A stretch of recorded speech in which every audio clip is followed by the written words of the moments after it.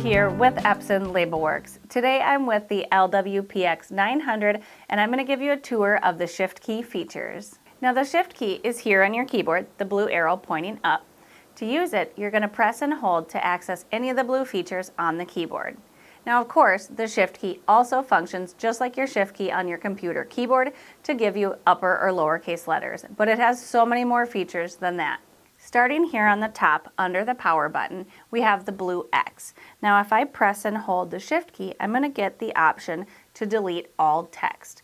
To the left of that, we have mixed length, flag, and block 66 all in blue. So in order to access those features, you're going to press and hold the Shift key and toggle those on. Moving along, we have the wrench and screwdriver. This is your preferences. This is going to set things like the backlight, drop stop, or check your printer's firmware version.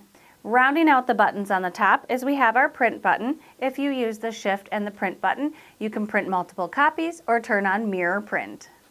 Jumping down to the caps button under the Shift key is your caps lock. So you'll use that to toggle a feature on or off. Underneath that, you'll see 1, 2, 3. Now here, it's in both white and blue. This is our serialize button. So if you want the advanced serialize, you're going to use the Shift key, and that would be if you need to apply it to something like a patch panel or a flag label, something like that. Moving along to the other side of the keyboard, we have our font type. So you can use the Shift key to toggle between the different fonts. And last but not least, we have our vertical and horizontal orientation.